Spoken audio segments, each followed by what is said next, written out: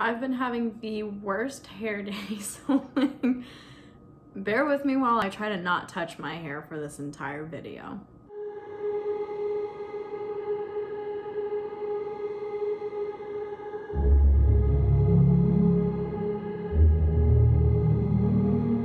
Hey guys, Alexa here, helping you to make sense of spiritual and health related We are going to be talking about acne today. This was a special request from a very close friend of mine. Hashtag #MoAligned on that Instagram, yo. So this is going to go into a little bit of the causes of acne from an Eastern and a Western medicine side of things, as well as my own personal experience with acne, skincare routine, all that good shit. There's a lot of information coming your way. Let's just dive right on into it. So the Western description of acne is a buildup of oil in your pores, and dirt gets trapped in it, and gets trapped in it, and this little pimple forms. On the Eastern side of things, the way that acne is described is a form of excessive yang, also known as yang.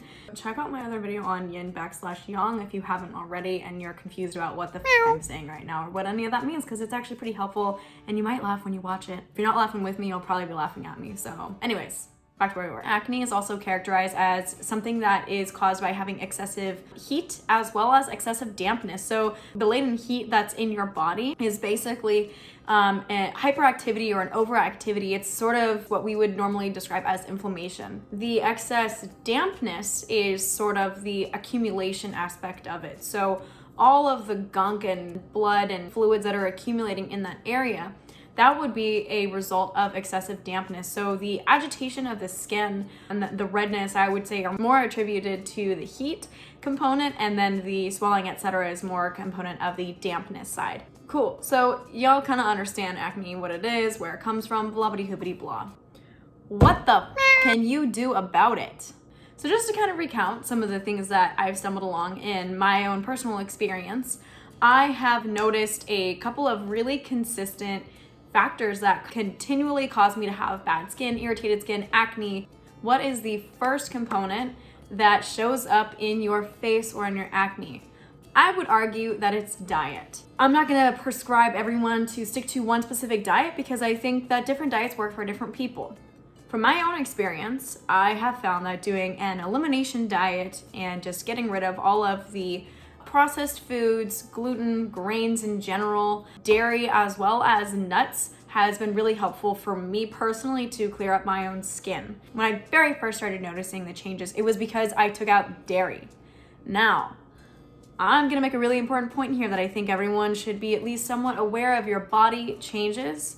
What you can handle changes. So for a long time, dairy would inevitably cause me to have acne, but now, personally, it's not an issue for me anymore, especially past 6 months after having done a really aggressive elimination of all nuts and most seeds out of my diet. That has been really beneficial for me. It's not always going to be consistent, and that's where you have to learn to listen to your body. Pay attention to what it's doing. What habits are you changing? What habits are you sticking with? And how does your body react to that? And that's going to tell you a lot about what your skin positively and negatively reacts to. So step one of something that I found to be really beneficial: go on an anti-inflammatory diet. Try taking out all inflammatory items for at least, 1 to 3 months. And as you slowly reintroduce them, see how your skin reacts. If you want to be really diehard like I've been, feel free to try vastly switching things up. I went vegan for 3 years, and then I went immediately paleo, keto after that. And both times when I made the switch, I did notice clearing up of my skin, and I think it's more of just finding the balance of, where is your body right now and where does it need to be? And sometimes that's gonna look a little bit different. Do research on yourself. You are your best case. Whatever works for me may work excellently for you, and it may not do for you. So keep that in mind. Next thing you wanna consider when it comes to diet is if you're eating meat or cheese or dairy, what is the quality of that? A lot of hormones are existing in these animals, and even, sorry to say it, after they're slaughtered, you are ingesting those hormones. So if you're eating really quality meat, those hormones are going to respond very differently in your body. Another switch that I've made that was really beneficial for my own skin health was when I do eat meat, which now is on a daily basis, to eat grass-fed, organic, and not only the quality of your meat, the quality of your food in general, like vegetables, hello, organic. also has made a huge difference for me. And thus is a beautiful segue into our next point, which is your hormones. I'm a huge proponent of getting blood work done. Please do it. Get your blood work checked. I mean, if we go back and we look at the concept of hyperactivity or overactivity, that excess heat, that is kind of caused by stress, and stress is really closely tied to your hormones, and also your male and female hormones, and what's the balance between those can have implicit impacts on your skin. Personal story time, let's get into anecdote mode. That kind of sounds like a dessert, like cantaloupe a la mode, but it's like, I'm gonna have an anecdote mode for what am I saying? Okay, anyway, so my own personal story. I went on birth control actually in part to help stop my acne. And so I ended up noticing some positive changes actually with my skin when I went on birth control. I'm gonna be very clear here. I am not arguing that you should go on birth control, especially not if you're a man, if you have acne, but it was something that I noticed, and that's when I kind of made that connection. So that was really a big, huge light bulb moment for me when recognizing that your hormones do affect your skin quality. And once you understand where your hormones are at, try to find natural ways if you can to help boost up the ones that maybe need some help. Zinc is awesome for helping to increase your own body's hormone production. And if you don't have enough zinc, it actually really gets in the way of your body's ability to produce its own hormones.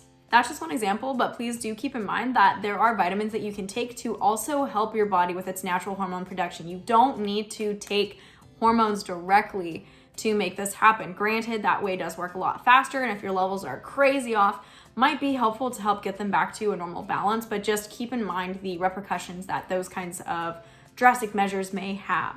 So overall, what does your face tell you about your health? There is this beautiful acne spot chart, or blemish spot chart, shall I say. And I'm gonna post it up right here now. So boom, there it is. Essentially what it shows you is, depending on where acne is accumulating, those areas on your face are actually tied to specific channels. When you look at like traditional Chinese medicine, this spot right here, where the third eye is on the liver channel. So if I have a lot of acne appearing here, what that can tell me is maybe there's an imbalance or some kind of dysfunction going on with the liver organ, which is actually very interesting because when I drink more, I find that I have more red spots or acne right there in the third eye space.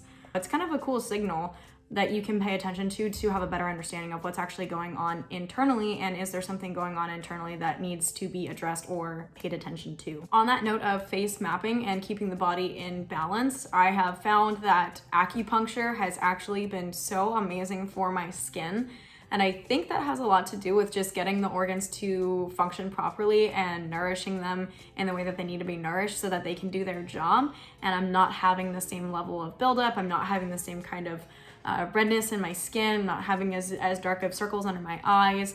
My whole body is basically just in a better rhythm, and I have found personally that that's also been really helpful. Whatever floats your boat tickles your pickle. What your body needs at an essential level when you want to rid yourself of acne is to detoxify. For me personally, the best forms of detoxification that I found are actually sweating and keeping pretty much nothing on my face as frequently as possible. A lot of products you can use can really dry out your pores, and your body is going to overproduce oil to compensate for that. So that's part of the reason why I don't really like using a lot on my face. Exercise I find is really helpful also because it increases blood circulation, and when you have better blood circulation, it again gets things flowing, so your body's able to naturally detoxify itself, whereas if it is stagnant, it's allowing things to build up, which can cause that accumulation, which can in turn result in acne. So because I'm a huge proponent of keeping things light on your skin and letting your body naturally heal itself, I try not to use a lot of products. I don't wear any makeup. And when I do wash my face, usually like once a day, and it's a pretty light cleanser. I'm not paid to say any of this, but this is just my own personal things. I like to use Acure. I use like their brightening, their skin brightening line. So I'll switch between like a cleanser. I'll probably do it maybe once a day. And then every 2 to 3 days, I'll use a sea kelp scrub, which just to kind of help exfoliate a little bit more. I do use the Thayer's facial toner with witch hazel and rose petal just to kind of help reduce redness and keep it breathing nice and easy. If I have really, really aggressive areas with like pimples and I want to spot treat it, sometimes I will use the Acure spot treatment. If my skin ever does feel a little bit on the drier side, I do have an antioxidant serum from Soraya. Whew, I just don't get vlog life, I guess. Cool. With pomegranate and acai, again, pretty natural ingredients, all plant-based, organic, biodegradable products. So I hope that this was helpful in looking at different ways to help your body in dealing with acne, getting rid of acne, and also understanding like what's actually causing it and what is your body trying to tell you, because sometimes it's not just because your body's mad at you or because you're not clean. Like, you may wash and scrub your face 6 times a day and say, why do I still have acne? And it could just be because your body's trying to catch up. That's all I have to share today. If you have any questions, feel free to leave them down below or shoot me a message, as well as if you have anything in particular that you would like for me to share about my own story or what's worked for me or what has not worked for me. I am super open. I'm like an open book. Please like, comment, subscribe, blah, blah, blah, hoopity blah, all that gross stuff. And I think I'm done filming. Cheers.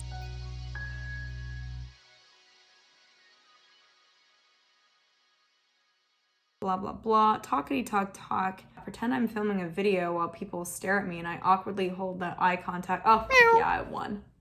I love when people look through my windows. It's so creepy.